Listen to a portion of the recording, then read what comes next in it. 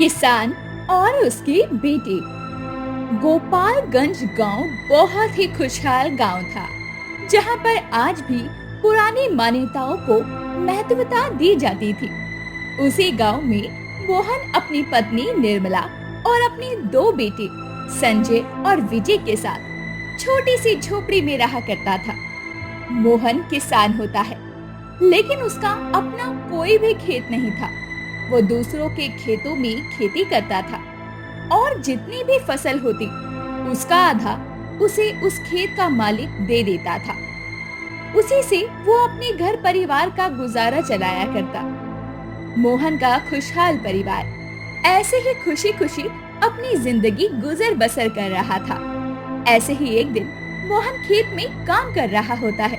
तभी मोहन के दोनों बेटे स्कूल से सीधा खेतों में आ जाते हैं और मोहन उन्हें देखकर हैरान होते हुए कहता है, अरे तुम दोनों सीधा स्कूल से यहाँ पर आ गए? क्या हुआ, तुम लोग घर क्यों नहीं गए? बेकार में तुम्हारी माँ परेशान हो रही होंगी। उसे नहीं पता होगा कि तुम यहाँ आ गए हो। बाबा परेशान तो हम हो रहे हैं, आप हमारी ट्यूशन लगवा दो। स्कूल में मैडम जी हमें ठीक से पढ़ाती नहीं है। वो बच्चों को ट्यूशन में पढ़ाती हैं। हमारी क्लास के सभी बच्चे ट्यूशन जाते हैं, हमें भी वहीं जाना है। पर बच्चों मेरी बात तो सुनो। परवर कुछ नहीं बाबा, अब तो पेपर भी आने वाले हैं और अगर हम अच्छे से पढ़ लिख लेंगे तो आपके लिए कितनी आसानी होगी ना। आपको भी तो दूसरों को खेत में काम नहीं करना पड़ेगा। हाँ बाबा, भाई बिल्कुल ठीक बोल रहा है। बेटा पर अभी मेरे पास इतने पैसे नहीं है। तुम दोनों को तो पता ही है कि मैं कितनी मुश्किल से तुम दोनों को स्कूल में पढ़ा रहा हूँ। अब ट्यूशन के लिए पैसे कहाँ से लेके आऊंगा? बाबा कभी तो हमारे बारे में सोच लिया करो ना। अरे हम क्या किसी गलत काम के लिए पैसे मांग रहे हैं? आप बोल तो ऐसे रहे हो जैसे हम फालतू में कुछ मांग रहे हैं। मुझे कुछ नहीं पता। मेरे सब दोस्त ट्यूशन जाते हैं और इसलिए मुझे भी अब ट्यूशन जाना है, मतलब जाना ही जाना है। मैं गरीब तुम दोनों बच्चों का खर्च उठा रहा हूँ, तुम्हें पढ़ा रहा हूँ, यही बहुत बड़ी बात है।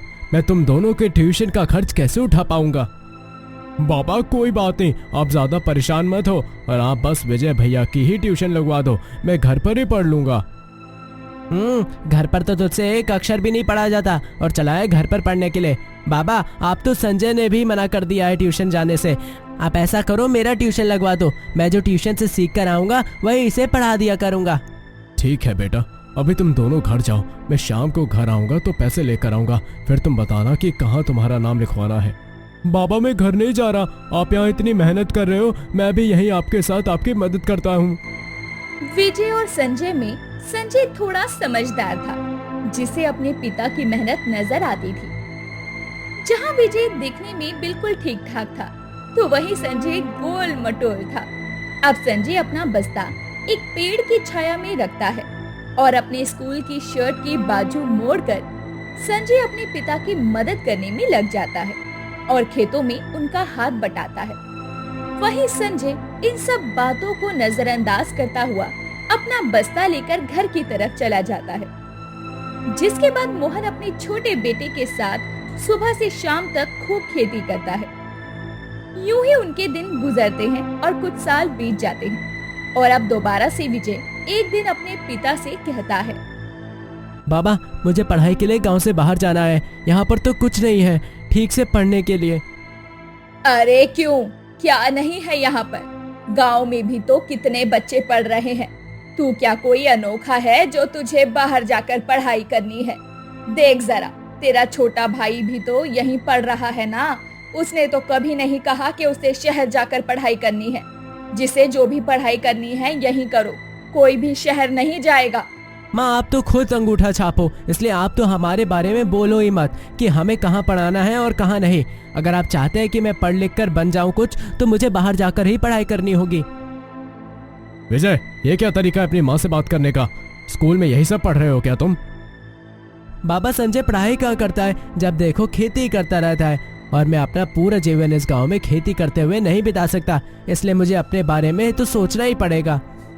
भैया आप गांव से बाहर पढ़ाई के लिए इसीलिए तो नहीं बोल रहे हो ना, क्योंकि वो सेठ जी का बेटा अर्जुन वो भी बाहर जा रहा है, इसलिए आपको भी जाना है।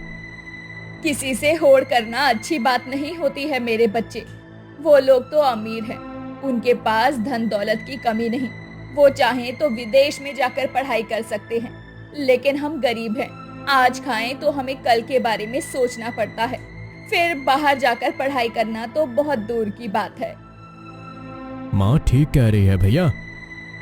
तू तो चुप ही रह, तुझसे किसी ने कुछ बोला है क्या कहने को? नहीं ना, फिर तू क्यों बोल रहा है कुछ भी? अरे सब अपने अच्छे भविष्य के लिए ही सोच रहे हैं। तुझे बस बाबा की तरह खेती करनी होगी, इसलिए तू कुछ नहीं सोच रहा, तो तू मेरे बीच में क्यों टांग अड़ा रहा है? अरे रे, तुम दोनों क्यों लड़ रहे हो? और विजय, हमारे गांव में अब पहले से काफी कुछ बदल गया है ना? तो फिर क्या जरूरत है शहर जाकर पढ़ाई करने की? यहाँ भी तो कुछ न कुछ किया जा सकता है। बाबा, आपकी छोटी सोच छोटी ही रहेगी जिंदगी भर। अरे यहाँ छोटा सा बदलाव हुआ है जिसमें बहुत से लोग अपना भविष्य झोंक रहे हैं, और कुछ लोग संजय जैसे अपना भविष्य झोंक भी रहे हैं। और अगर आपने मुझे आगे की पढ़ाई के लिए शहर नहीं भेजा तो मैं कुछ भी नहीं खाऊंगा। इतना बोलकर विजय वहाँ से गुस्से में चला जाता है, जिसके बाद निर्मला कहती है, रहने दीजिए आप, कुछ देर का ही गुस्सा है इसका। एकदम से सरगर्म करता है तो एक ही दम से ठंडा पड़ जाता है। थोड़ी देर में खुद ही शांत हो जाएगा, और इसके सर से बाहर जाकर पढ़ाई करने का भूत भी खुद ब खुद उतर जाएगा। नहीं निर्मला, हमने भी इसको पढ़ाकर बहुत बड़ी गलती की है। इसका मुंह बहुत ज्यादा ही खुल गया है। आप इसकी बात पर ज्यादा ध्यान मत दीजिए। दोस्तों के साथ रह रहकर इसका तो दिमाग ही घूम गया है। ना जाने अपने दिमाग में कब कब क्या क्या भर लाता है, और फिर हम लोगों को परेशान करता है। वो बोलने में बहुत मुंहजोर हो गया है, लेकिन देखा जाए तो हमारा बच्चा अपने भविष्य के बारे में सोच रहा है, और ये अच्छी बात है। अगर हम ही उसका साथ नहीं देंगे तो कौन देगा? अरे तो फिर आपने कुछ सोचा है क्या? क्योंकि शहर से बाहर जाकर पढ़ने के लिए भेजना, इसमें तो बहुत पैसा लग जाएगा, और हमारे पास इतना पैसा कहाँ है? हम लोग तो खुद किस तरह गरीबी में गुजारा कर रहे हैं, ये तो आप अच्छे से जानते हैं। अब मोहन निर्मला की किसी भी बात का कोई भी जवाब नहीं देता, क्योंकि उसे खुद ही समझ नहीं आ रहा था कि वो क्या करे। वो कई घंटे तक बैठकर इस बारे में सोचता है, और फिर सीधा उठकर गांव के सेठ मुकुंद के पास पहुंच जाता है, और उनके दरवाजे पर खड़ा होकर बोलता है, अरे सेठ जी, घर पर हो क्या आप? जरा गरीब को दर्शन तो दे दीजिए बाहर आकर। तभी भरी गर्मी में भी बड़ा सा सिल्क का कुर्ता डाले और सर पर महंगी टोपी लगाए सेठ मुकुंद अपने घर से बाहर आता है, और मोहन को अपनी द्वारे देखकर पूछता है, अरे मोहन, बड़े दिन बाद दर्शन दिए, कैसे हो? सेठ जी, मुझे कुछ पैसे चाहिए थे, अगर आप मेरी मदद कर देते हैं तो बहुत अच्छा होगा। अरे क्यों नहीं मोहन, पूरा गांव जानता है कि तुम कितने ईमानदार हो, और तुमने आज तक किसी से पैसे उधार नहीं लिए। तुम जब किसी से पैसे उधार लेते हो तो सूद समेत चुकाओगे। वैसे पैसे क्यों चाहिए तुम्हें? दरअसल मेरे बेटे को पढ़ाने के लिए चाहिए। वो शहर जा रहा है ना, कह रहा था कि शहर में पढ़ाई ज्यादा अच्छी होती है और उसे अपना भविष्य बनाना है, तो मेरी तरह किसान नहीं बनना उसको। अच्छा, तो अब किसान का बेटा पढ़ाई के लिए शहर जाएगा क्या? अच्छा है, कोई तो किसानी से आगे बढ़ना चाहता है। लेकिन मोहन, मैं पहले ही बता रहा हूँ, अब मैंने ब्याज थोड़ा बढ़ा दिया है, कहीं तुम बाद में बोलो, इसलिए अभी बता रहा हूँ।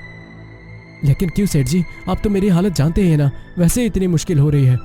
गांव वालों का आप जितना ब्याज पर पहले पैसे दिया करते थे, आपका पहले जितना ब्याज था आप उसी पर मुझे पैसे दे दीजिए ना, मैं जल्दी से जल्दी आपका पैसा सूद समेत चुका दूंगा।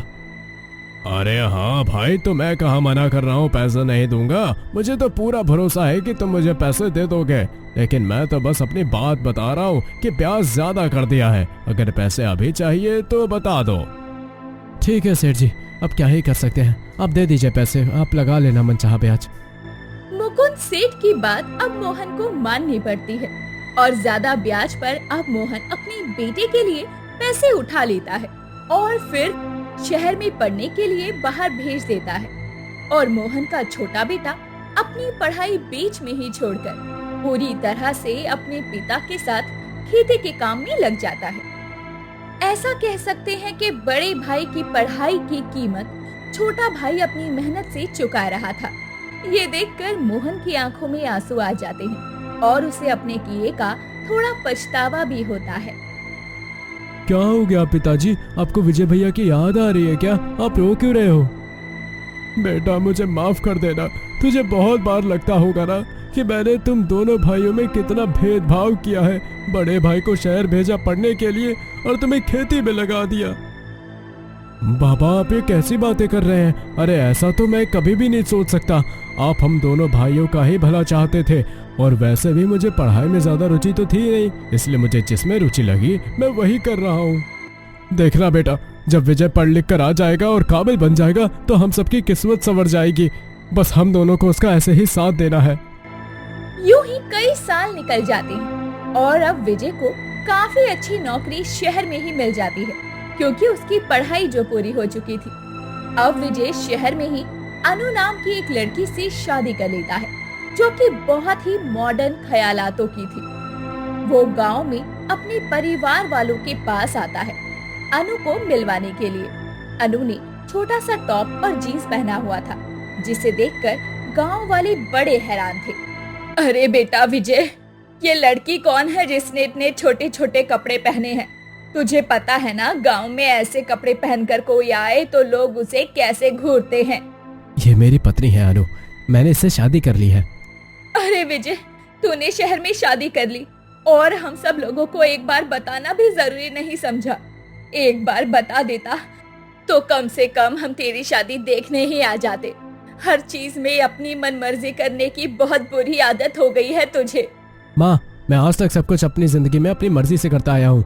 अपनी मर्जी से शादी की, अपनी मर्जी से शहर गया, अपनी मर्जी से पढ़ाई की।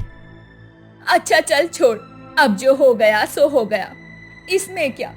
अरे घर में बहू आई है विजय, अब तो तेरी अच्छी खासी नौकरी भी लग गई है। अब हमारे घर की दुर्दशा भी ठीक हो जाएगी। घर में लक्ष्मी जो आई है। ओह हेलो मैडम, ये आपकी गलतफहमी है। इस गलतफहमी में मत रहो। विजय यहाँ बस मुझे आप लोगों से मिलवाने के लिए लेकर आया है। हम दोनों यहाँ रुकने वाले नहीं हैं। और ना ही विजय के पैसों पर आप में से किसी का भी हक है। विजय अब आप लोगों से कोई रिश्ता नहीं रखने वाला है।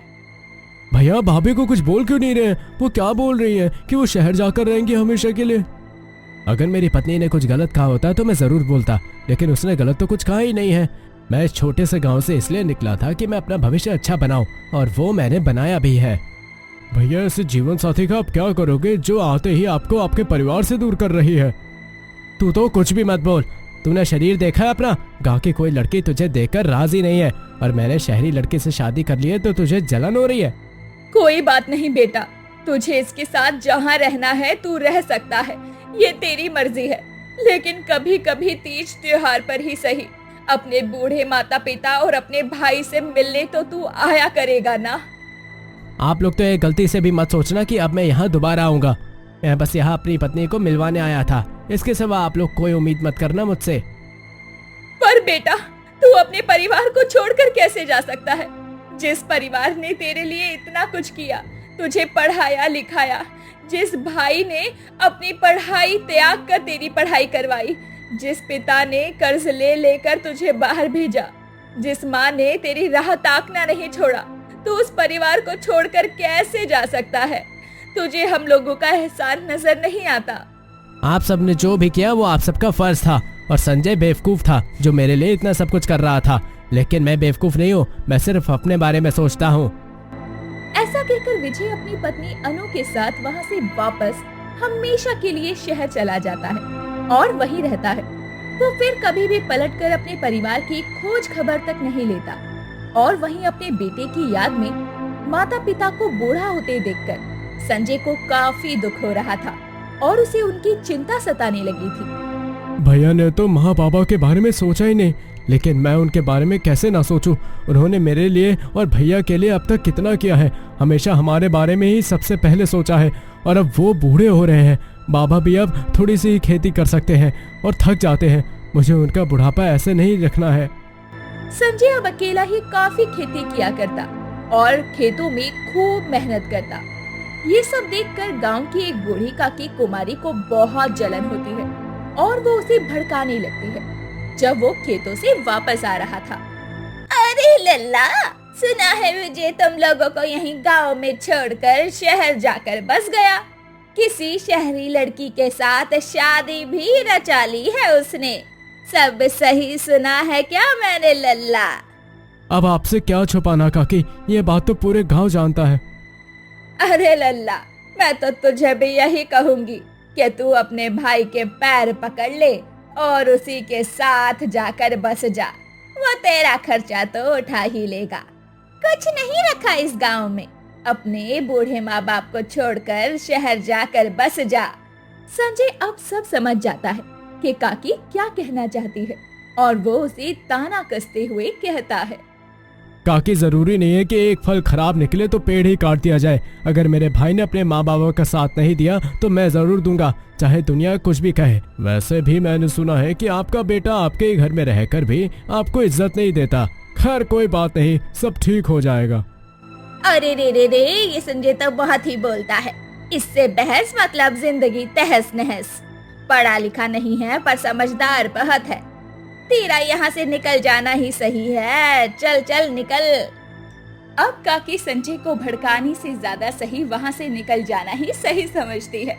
संजय अब ये बोलकर अपने घर की तरफ बढ़ जाता है और कुछ ही समय में संजय अपनी मेहनत से अपना खुद का एक खेत भी खरीद लेता है और उसके पिता मोहन को उस पर बहुत गर्व होता है। अब वो अपने माता पिता का पूरा कर्ज खत्म कर देता है, लेकिन उसका वजन बहुत गिर गया था और वो बहुत कमजोर दिखने लगा था। कभी कभी तो पूरा गांव उसके अचानक हुए कमजोर शरीर को देखकर तरस खाता, तो कभी कभी उसका मजाक उड़ाता। बाबा, माँ, आप लोग चिंता मत करना। अब हमारा खुद का खेत है और जिस तरह आप लोगों ने हमारे लिए कोई कमी नहीं रखी, वैसे ही अब मैं आप लोगों के लिए भी कोई भी चीज की कमी नहीं रखूंगा। धीरे धीरे संजय एक के बाद एक काफी सारे खेत खरीद लेता है और अपने पिता का सारा कर्ज भी चुका देता है। उसके पास अब किसी चीज की कोई कमी नहीं थी। निर्मला उसकी नजर उतारती है। मेरे बेटे को किसी की नजर ना लगे। अगर तू ना होता तो ना जाने हम बूढ़े माँ बाप का क्या होता। अब तुझे भी अपना घर बसा लेना चाहिए मेरे बेटे। माँ, भैया का बदला हुआ व्यवहार देखकर मुझे डर लगता है कि कहीं शादी के बाद मैं भी ना बदल जाऊं। हमें परिस्थितियों से डरना नहीं चाहिए। जैसे संजय और विजय अलग अलग हैं, ऐसे ही सब इंसान अलग अलग व्यवहार के होते हैं। तेरे पिताजी सही कह रहे हैं। तुझे अपने आप को भी एक मौका देना चाहिए। अब संजय अपने माँ बाप के समझाने पर अपनी शादी के लिए हाँ कर देता है और उसके माता पिता उसका रिश्ता ढूंढने लगते हैं। तो वहीं दूसरी तरफ विजय का एक्सीडेंट हो जाता है और उसका एक पैर उस एक्सीडेंट में चला जाता है। अब बैसाखी ही उसका सहारा थी, जिस वजह से अनु भी उसे छोड़ देती है, क्योंकि अब विजय के पास ना नौकरी थी और ना ही पैसा। अनु, तुम मुझे तलाक कैसे दे सकती हो? तुम्हारे लिए तो मैंने अपने पूरे परिवार को छोड़ दिया था और अब तुम ही मुझे छोड़कर जा रही हो। मैंने तुमसे शादी की थी क्योंकि तुम अकेले मेरे साथ शहर में रहने को तैयार थे और तुम्हारी नौकरी भी अच्छी खासी थी। अब ना तुम्हारे पास नौकरी है और ना ही परिवार। मैं तुम्हारे साथ क्यों रहूंगी? जो अपने परिवार का नहीं हुआ वो मेरा क्या होगा? अब विजय अकेला पड़ गया था, इसीलिए वो जैसे तैसे वापस गांव आता है और अपने घर की चौखट पर आकर ही गिर पड़ता है। अपने बच्चे की ऐसी हालत देखकर निर्मला उसे अपनी गोद में ले लेती है। ये क्या हुआ मेरे बेटे? और तेरा ये पैर, तेरा शरीर तो बुखार से तप रहा है। ये सब मेरे ही कर्मों का फल है। आप लोगों ने मेरे लिए इतना कुछ किया और मैंने फिर भी आप लोगों के बारे में नहीं सोचा। भगवान ने मुझे मेरे बुरे कर्मों का फल ही दिया है। भैया, आप बताओ तो ये सब कैसे हुआ और भाभी कहाँ है? कुछ दिनों पहले मेरा एक एक्सीडेंट हो गया था और उस एक्सीडेंट में मेरा एक पैर चला गया, जिस वजह से अनु ने मुझे छोड़ दिया। लेकिन ये सब इसलिए ही हुआ क्योंकि मैंने आप लोगों के बारे में कभी नहीं सोचा और मेरे लिए कितना किया आप लोगों ने, फिर भी मैंने खुद के बारे में ही सोचा। मुझे अब समझ आ गया है कि मैं कितना गलत था। कोई बात नहीं बेटा, तुझे अपनी गलती का एहसास हो गया है, वही बहुत है। तेरे बुरे समय में हम लोग काम आएंगे ही ना। विजय को अपनी गलती का एहसास हो जाता है, लेकिन तब तक बहुत देर हो गई थी। विजय के शरीर ने उसका साथ देना बंद कर दिया था।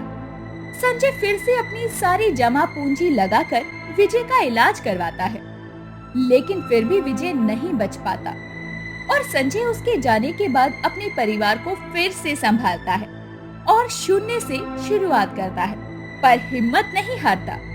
किसान के दोनों बेटे अपना अपना भाग्य लेकर आए थे, जिसे किसान अपनी कड़ी मेहनत और परिश्रम से भी नहीं बदल पाता।